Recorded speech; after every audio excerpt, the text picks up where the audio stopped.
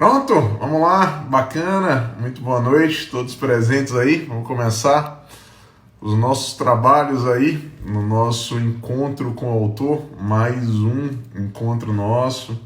Hoje, plena quarta-feira, passamos aí um tempo, teríamos a priori o encontro na segunda que eu tive que remarcar. E hoje nós teremos uma grande responsabilidade exatamente para falar de novo do curso de processo penal, especificamente com 2 capítulos importantíssimos e com destaque substancial também para aqueles que vão fazer concurso para a segurança pública lato sensu, mas especificamente para as provas de delegado. Eu vou falar hoje da investigação preliminar num primeiro momento e do inquérito policial na sequência. É interessante, só enquanto vocês estão chegando, eu já saldo aí todos vocês, mas com relação ao nosso curso, é interessante que agora, nessa edição, nós fizemos a questão de colocar novo curso de processo penal. E esse rótulo se deve porque a gente reorganizou o curso de processo penal e reescrevemos muita coisa. Então, o próprio capítulo de investigação preliminar, nós fizemos questão aí de dividir. Nós primeiro temos o capítulo 3, que trata especificamente da investigação preliminar lato sensu, e o capítulo 4 falando com mais propriedade do tema inquérito policial.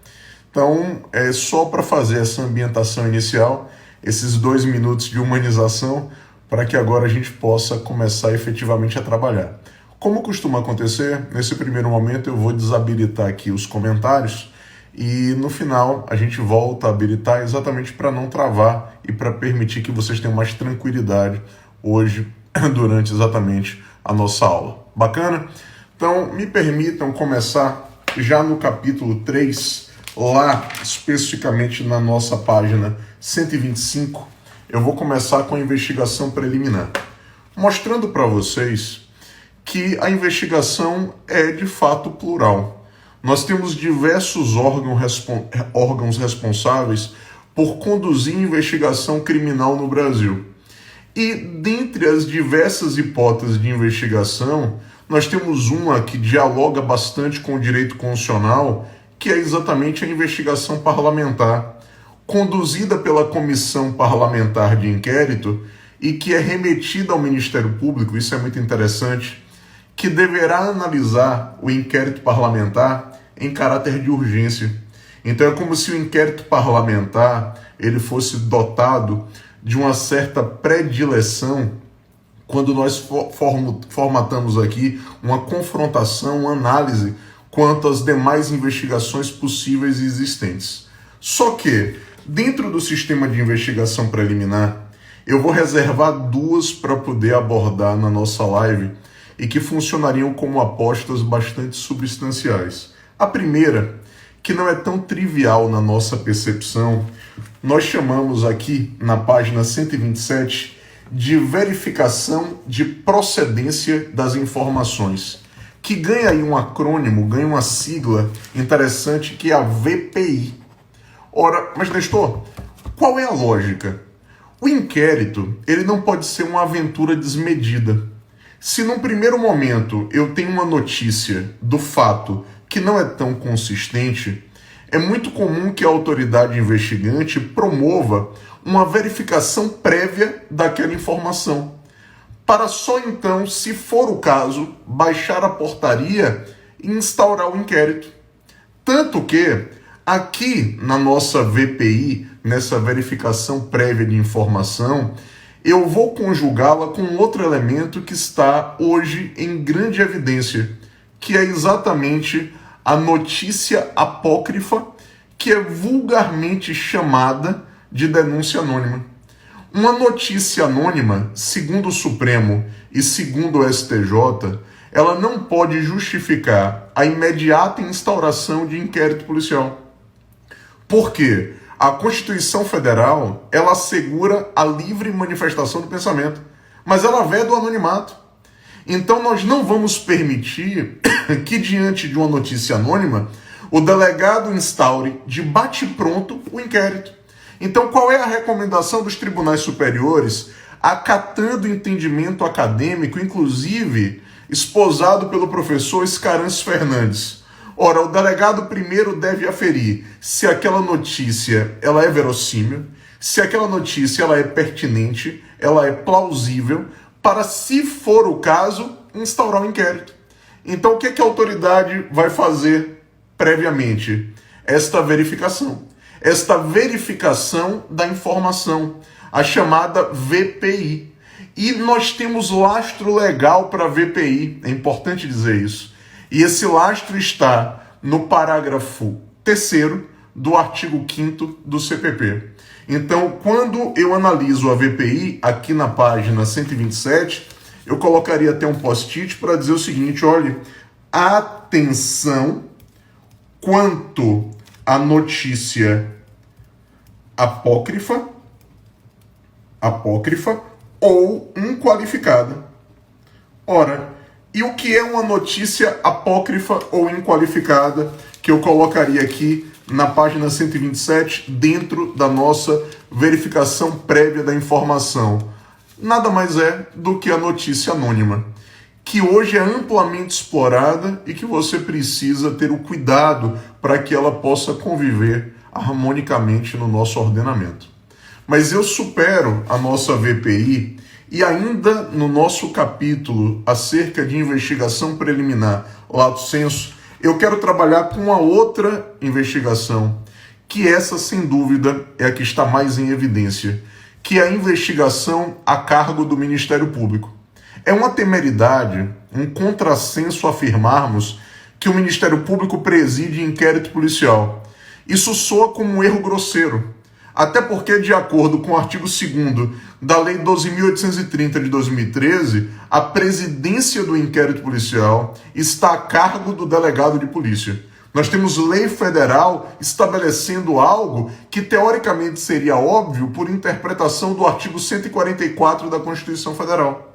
Mas o que atormentou o Supremo Tribunal Federal e a doutrina por algum tempo era se o Ministério Público poderia ou não conduzir investigação criminal no Brasil.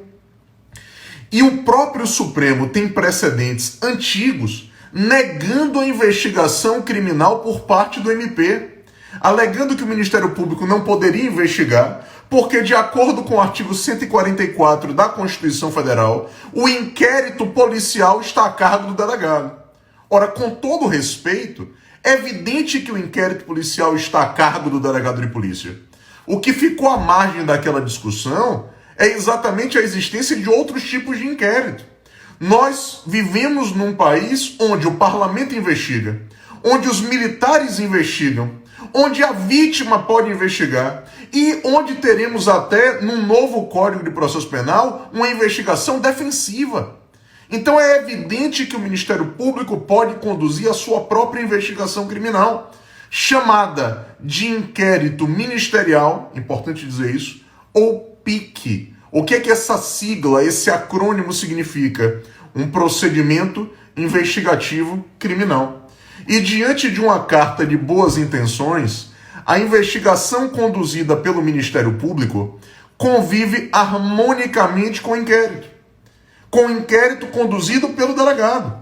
E o Ministério Público, num futuro próximo, poderá se valer dos dois para adotar providências penais, poderá se valer de apenas um deles, ou de nenhum, porque os inquéritos são dispensáveis de acordo com o entendimento preponderante. Só que, qual é o tópico de atenção?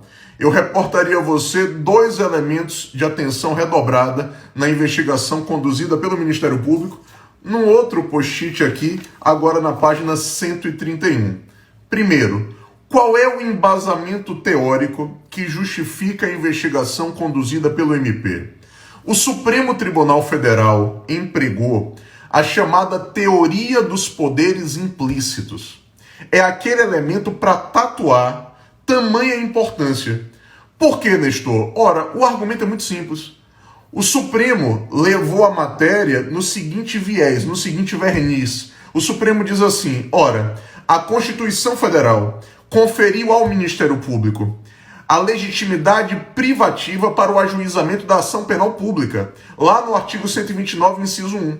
Então, se a Constituição entrega ao MP expressamente um poder-dever de processar, implicitamente ela confere também ao Ministério Público todas as ferramentas para que ele cumpra o seu papel. Então, a atividade investigativa do MP, presta toda atenção, segundo o Supremo, não está explicitada na Constituição Federal, mas decorre implicitamente do texto constitucional, notadamente do artigo 129, inciso 1. Essa primeira informação, então, na investigação a cargo do MP, no meu post-it, para jogar lá na página 131, eu colocaria em letras garrafais: teoria dos poderes implícitos. Ora, pensa comigo numa prova oral de concurso. Fale da teoria dos poderes implícitos e da investigação a cargo do MP. Ora, doutor, elemento que precisa ser desenvolvido e está justamente destacado em razão do alicerce do Supremo Tribunal Federal. Agora, uma outra abordagem para eu complementar o meu post-it. Veja, e se um membro do MP investiga, será que ele mesmo poderá atuar na fase processual? Porque nós falamos hoje em juiz das garantias. Um juiz que atua na fase pré-processual e está impedido de atuar na fase do processo. Mas eu não tenho MP das garantias. O que significa dizer que o membro do MP que investiga não está impedido e não é suspeito para atuar na fase do processo. Esse é o entendimento do Supremo e que é reconhecido no enunciado de súmula editado pelo STJ, que é o enunciado imperdível 234. Então, dois elementos essenciais na investigação a cargo do MP. A teoria dos poderes implícitos é o primeiro, e o segundo, que eu destaco no meu post-it, a súmula 234 do STJ, dizendo que o promotor que investiga não é suspeito ou impedido de atuar na fase processual. Me permita um parêntese nesse início de live. Ora, é incomum atualmente que as instituições elas promovam um tipo de exame onde você tem um carreirismo identificando a interpretação. Aquele que faz uma prova para delegado ou uma prova para o Ministério Público com a chave da cadeia na mão está correndo um grande risco, porque as posições cobradas usualmente são equilibradas. Mas Nestor, por que esse introito? Veja, na prova oral da Defensoria Pública do Ceará, perguntaram a um ex-aluno nosso o seguinte: fale da investigação conduzida pelo Ministério Público à luz do seu papel como defensor. Olha como isso é importante. Olha a presença de espírito numa prova oral. E, como defensor, numa crítica respeitosa, é também importante frisar os elementos de fragilidade com relação à investigação conduzida pelo MP. É óbvio, porque essa crítica respeitosa é também importante para as provas da polícia. Qual é a grande crítica? A primeira que eu faço. Não tem previsão legal da investigação conduzida pelo MP. O pacote anticrime devia ter regulado a investigação conduzida pelo Ministério Público, porque, meus amigos, sem regra, você acaba flertando com o arbítrio. Nós não temos lei, nós temos resolução do CNMP, a resolução de número 13. Eis o primeiro item de alerta. Uma crítica, porque não temos lei federal regulando a matéria. E a segunda crítica, capitaneada pelo professor Luiz Flávio Borges Durso. Ora, o Luiz Borges Durso diz o seguinte: é uma temeridade a aglutinação de funções. A autoridade que processa não deve ser a mesma que investiga, porque esta aglutinação de funções potencializa um desequilíbrio e um flerte com o sistema inquisitorial. Percebeu? Então, muito cuidado. Eu sou um entusiasta da investigação por parte do MP, em que pese ser advogado militante e ter sido defensor público por muito tempo, e naturalmente, com as regras do jogo claras, você pode enfrentar qualquer abordagem, mas com um argumento sóbrio e que acomoda qualquer banca examinadora. Tudo bem? Agora, me permita, em razão, hoje, desta discrepância de entendimentos entre o presidente da República, o Jair Bolsonaro, e o ex-ministro da Justiça e Segurança Pública, o também ex-juiz federal Sérgio Moro. Ora, no nosso capítulo de investigação preliminar, nós abordamos dois itens que nunca foram tão modernos e nunca estiveram tão na moda. Quais? Eles estão na página 140, você pode apostar. Os concursos preocupados com este corte, nós estamos construindo a história em 2020, para o bem e para o mal. Mas os concursos vão lembrar do Lawfare, lá na página 140, e do Trial by Media. Que institutos são esses? Ora, o Lawfare, na verdade, caracteriza um direito de guerra. No momento onde, na investigação, é o que tudo vale.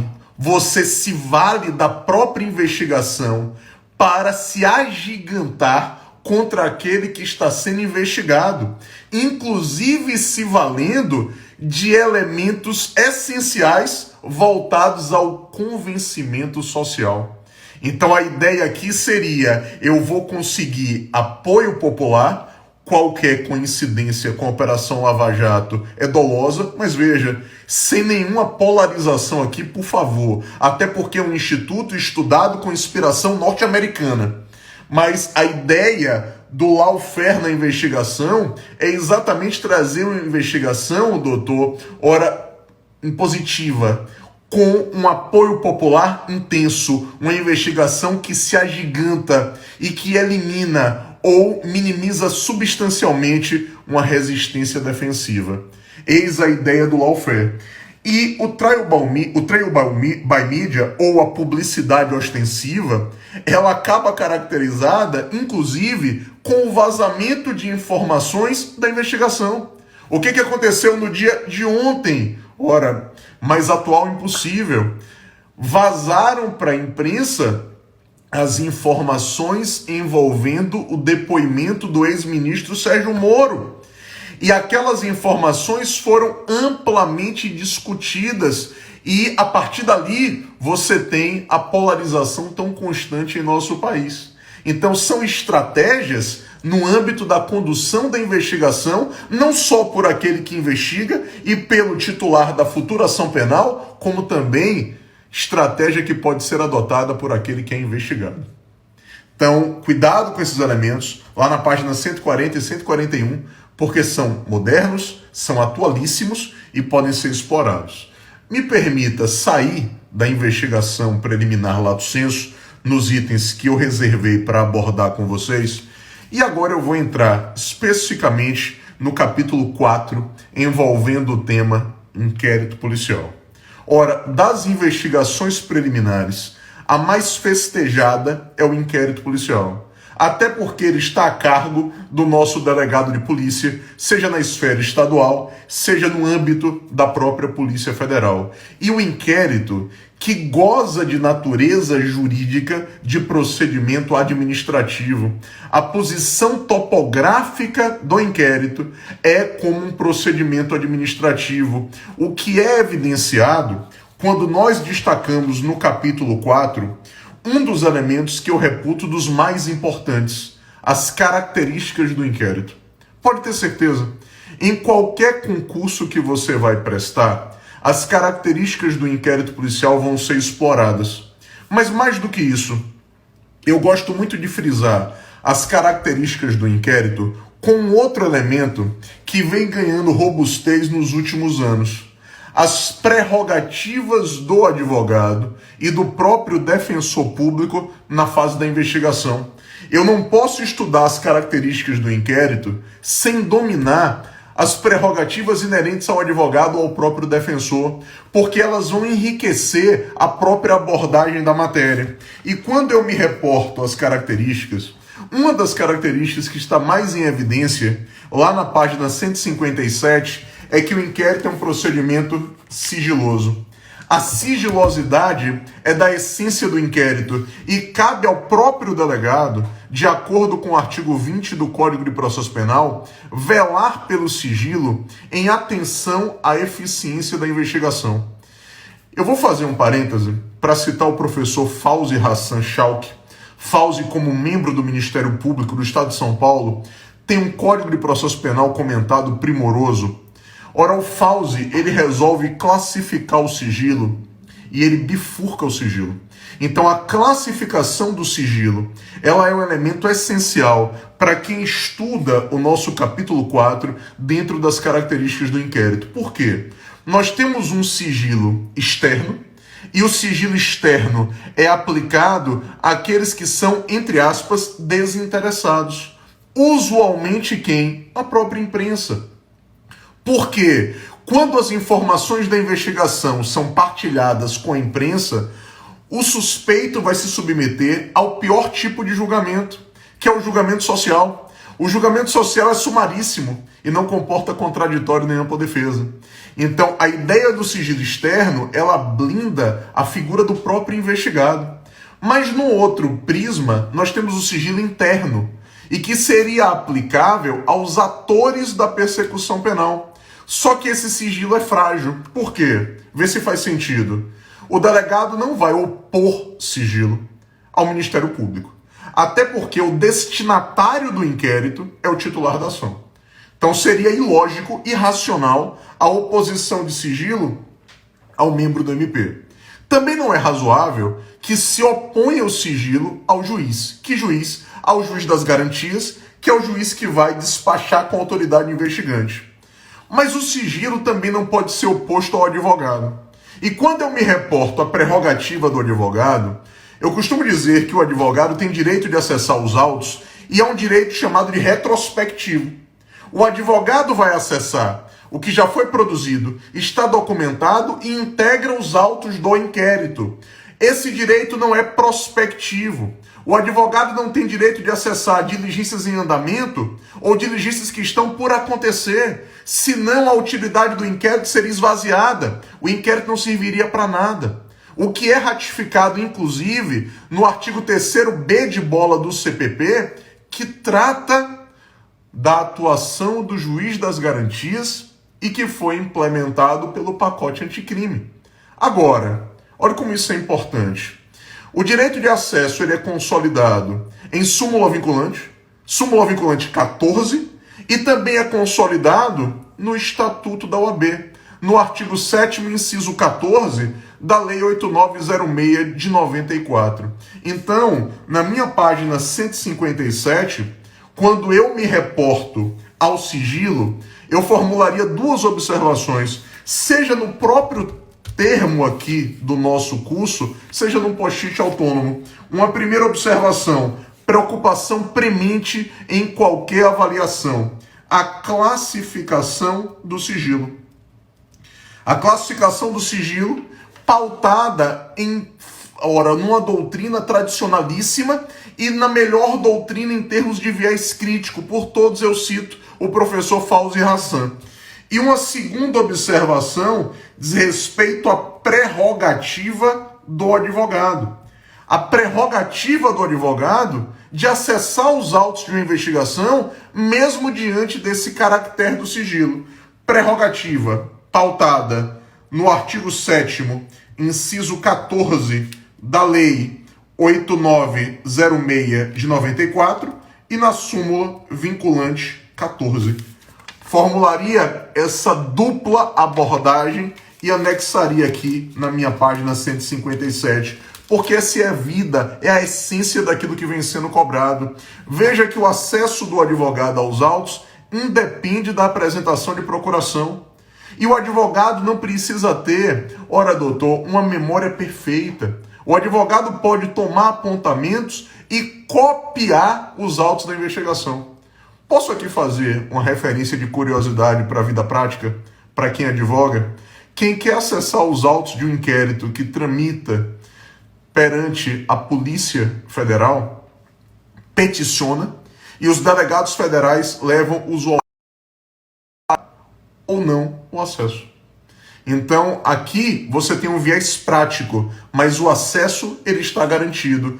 E eu vou copiar os autos da investigação. O meu acesso independe da apresentação de procuração. Todavia, decretado o segredo de justiça, o sigilo judicial, o acesso continua permitido, mas a procuração ela passa a ser necessária.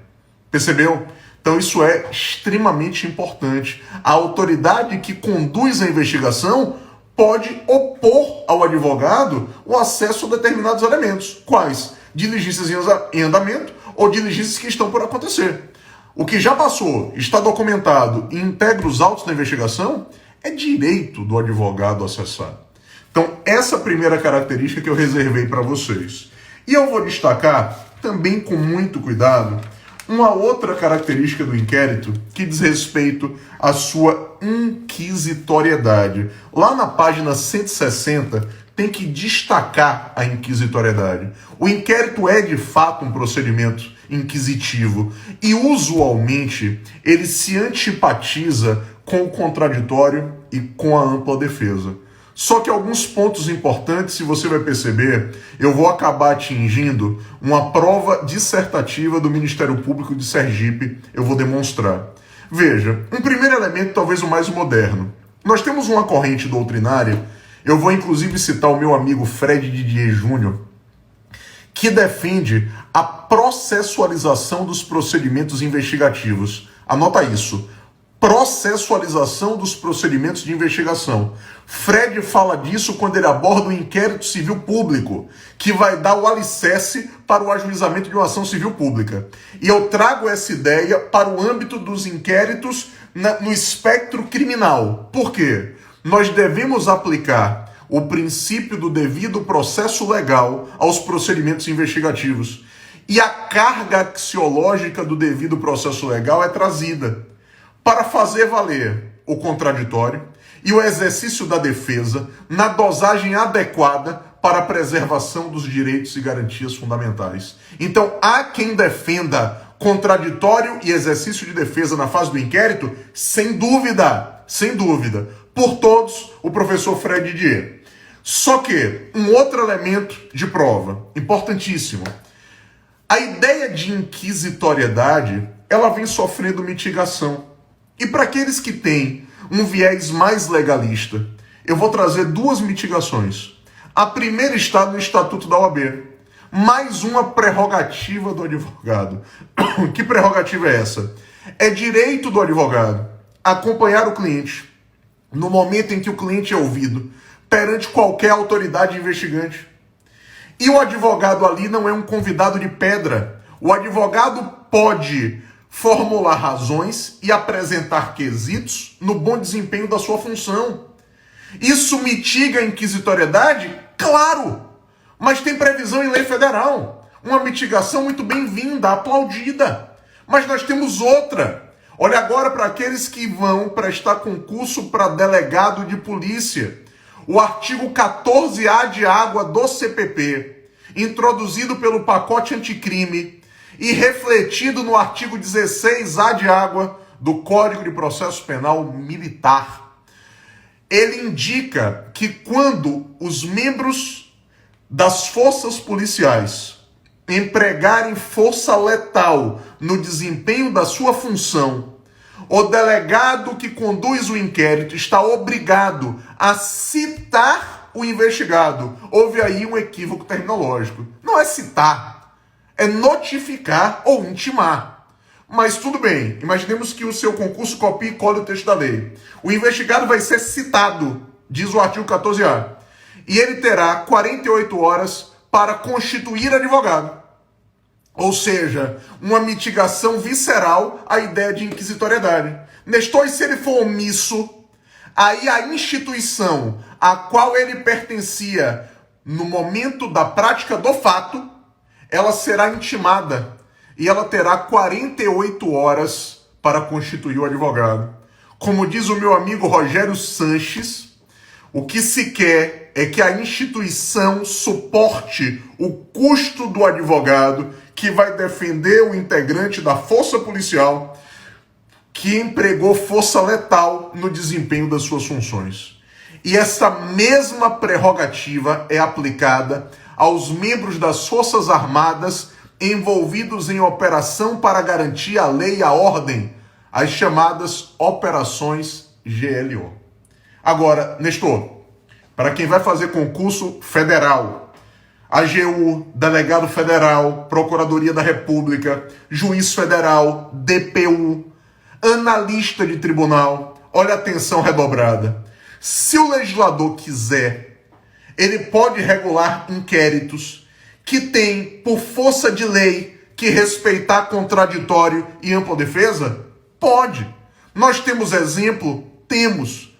Ora, qual o exemplo, Nestor? O inquérito no âmbito da lei de migração para efeito de expulsão do estrangeiro. Então, nós temos sim a possibilidade legal de regularmos inquéritos com contraditório e com ampla defesa. Então, dentro da inquisitoriedade, meu próximo post-it, o que é que eu quero destacar? Processualização dos procedimentos, ou seja, aplicar o devido processo legal aos procedimentos investigativos, de acordo com Fred Dier. Isso aqui, doutor, é tema para questão dissertativa, para prova oral, para aqueles concursos mais áridos. Quero destacar a prerrogativa do advogado. Que prerrogativa? De acompanhar o cliente, no momento em que o cliente é ouvido perante qualquer autoridade investigante. Prerrogativa prevista onde, Nestor? No artigo 7º, inciso 21 da Lei 8906 de 94, que é o Estatuto da OAB. E quero destacar ainda o pacote anticrime. Ora, quando fala do pacote anticrime agora em 2020, doutor, até emociona. Porque é de fato o elemento que está mais em evidência. É aquilo que está batendo na nossa porta, nesse momento de pandemia, com todos os reclusos, com poucas discussões, o pacote anticrime está fervilhando. O pacote anticrime está a 100 graus Celsius. Então, no pacote anticrime, o que é que tem de importante mitigando a inquisitoriedade e para prestigiar a polícia e as forças armadas envolvidas em operação GLO? Você destaca no post-it artigo 14A de água do CPP, vai cair em qualquer concurso, inclusive quem vai fazer Polícia do Paraná, isso vai cair. E também o artigo 16A de água do Código de Processo Penal Militar, que repete a redação. Beleza? É o meu post-it para botar aqui na página 160 do nosso livro, ao trabalhar com a inquisitoriedade do inquérito. Agora eu avanço. E eu deixei destacado na página 162, posso fazer um parêntese para aqueles que estão preocupados aí com a prova de delegado do Paraná? Ora, por quê? Eu faço um parêntese porque na página 162 nós afirmamos, ora, em consonância com quase toda a doutrina no Brasil, que o inquérito é um procedimento dispensável. Isso continua como realidade. O inquérito é dispensável. Está aqui e é o entendimento preponderante no Brasil. Só que no edital da prova de delegado lá do Paraná, ora, tem o tópico indispensabilidade do inquérito. E ali a abordagem é do professor Henrique Hoffmann, que é delegado no Paraná. E que ele diz o seguinte, veja, o raciocínio é bem simples, doutor. Aqui não é preto ou branco, 8 ou 80, não são visões radicais. Mas o Henrique Hoffmann diz o seguinte, ora, eu sei que a maioria da doutrina afirma que o inquérito é dispensável, só que a dispensabilidade no dia a dia da polícia é exceção. Porque a regra para que uma ação penal seja ajuizada é que tem inquérito policial. Num país que mais parece um continente como o Brasil, com a estrutura logística deficitária, é realmente muito difícil o promotor ajuizar uma ação sem prévia elaboração de inquérito policial. Então o Henrique diz, melhor seria afirmarmos, em regra, ele é indispensável e excepcionalmente é que a dispensabilidade acontece. O Henrique Hoffman tenta apenas inverter a regra do jogo. Respeito demais. Todavia, para qualquer interpretação, prevalece o entendimento quanto à dispensabilidade. Tudo bem? Importante frisar isso aqui na página 162. Aí eu avanço e eu passo a destacar, veja, eu vou fazer um parêntese para você respirar um pouco comigo nessa live. Eu passo a destacar, lá na página 163, a atribuição da polícia, que o código chama equivocadamente de competência. Em última análise, a pergunta seria, ocorrendo um crime no Brasil, qual dos milhares de delegados se vê obrigado a instaurar o inquérito? Qual é o delegado que tem atribuição? Ou, segundo o Código de Processo Penal, quem é o delegado competente?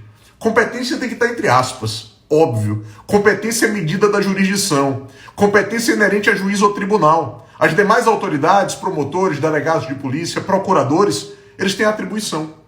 E nós temos 3 critérios de definição da atribuição. O primeiro critério, o mais comum, é o critério territorial. Vale dizer, eu defino a atribuição em razão da circunscrição da consumação do crime.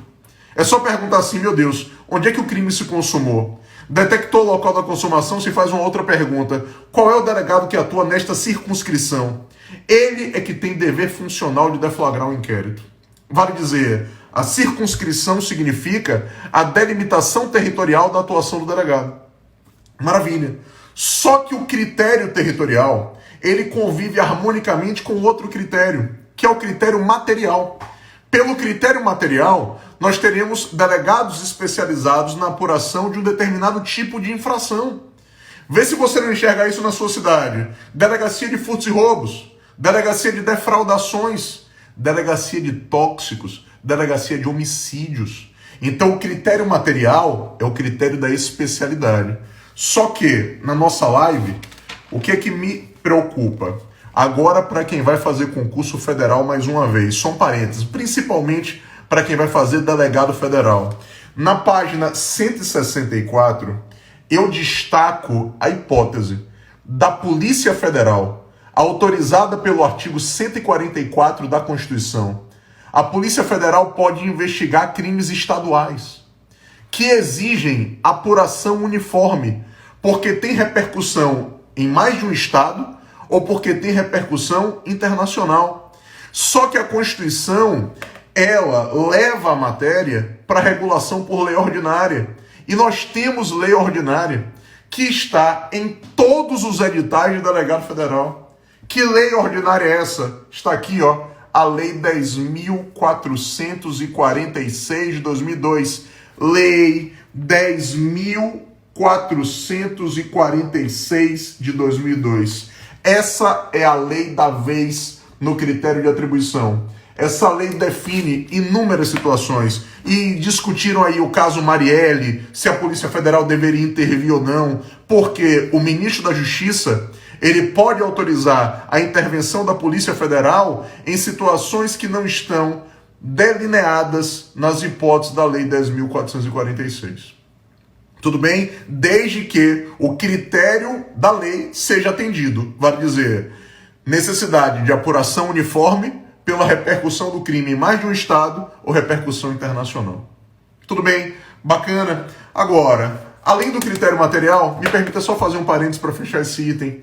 Nós temos ainda, para lembrar o saudoso Luiz Flávio Gomes, né, o professor Luiz Flávio Gomes, que eu falo sempre com muito carinho. O Luiz Flávio ainda defendia o chamado critério pessoal. Vale dizer, a atribuição da polícia seria definida em razão da vítima.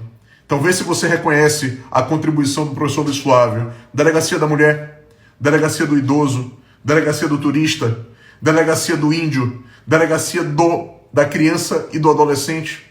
Então você tem delegacias atuantes em razão da figura da vítima. Essa seria a lógica do critério pessoal. Beleza? Eu avanço e trabalho já na página 165. Vamos para aquele critério objetivo, bate-pronto de prova, com prazo.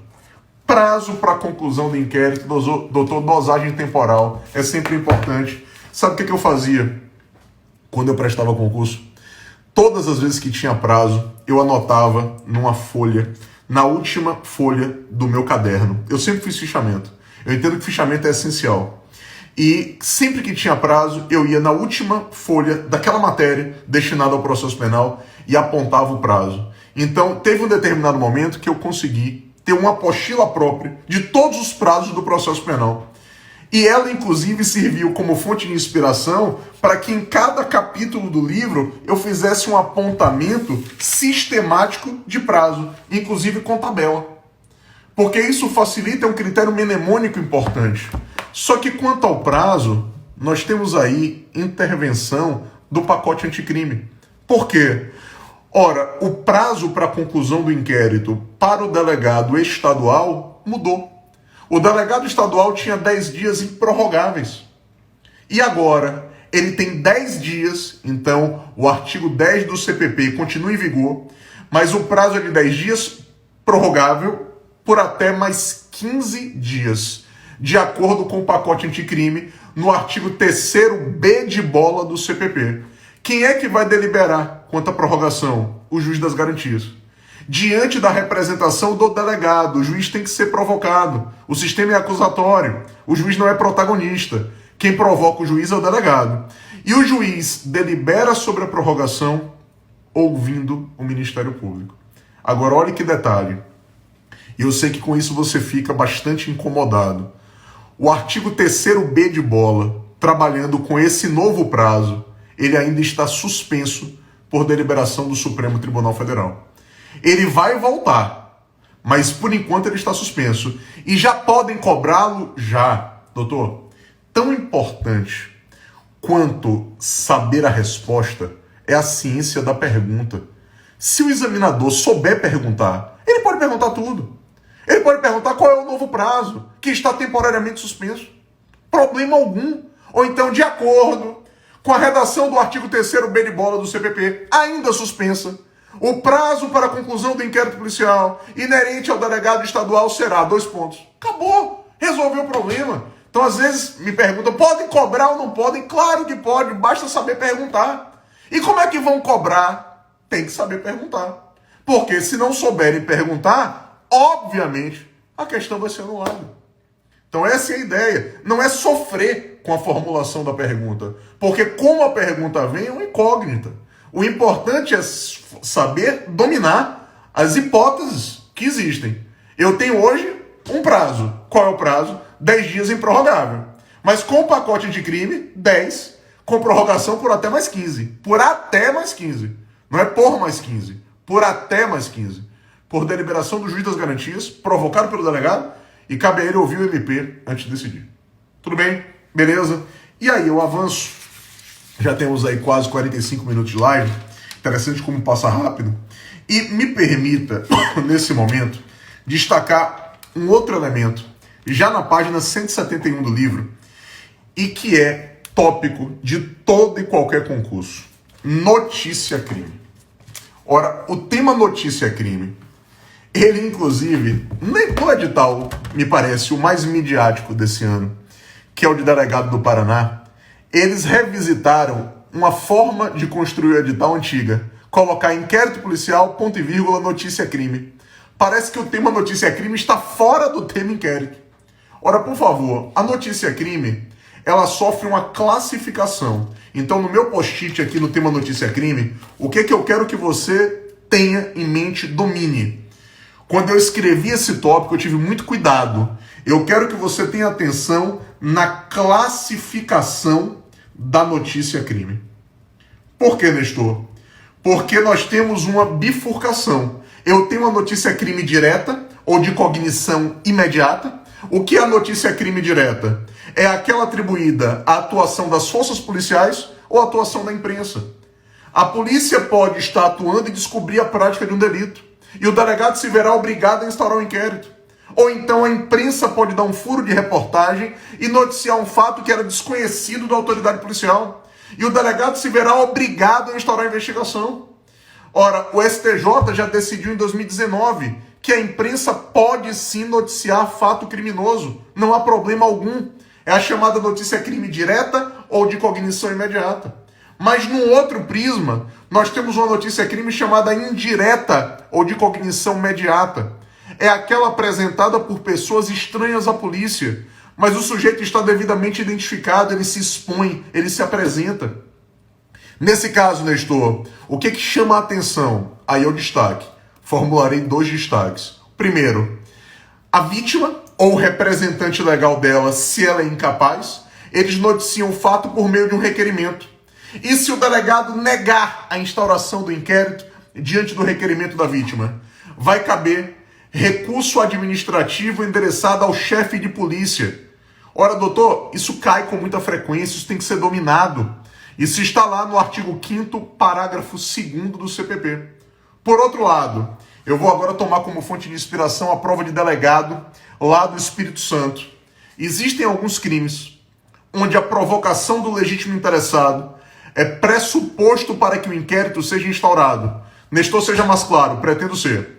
Nos crimes de ação privada e nos crimes de ação pública condicionada, só se instaura inquérito com a prévia manifestação de vontade do legítimo interessado. Sem isso, não se pode instaurar investigação. Tema muito cobrado, normalmente diante de casos concretos trazidos em questão dissertativa ou enunciados de prova objetiva gigantescos para que você interprete de maneira adequada.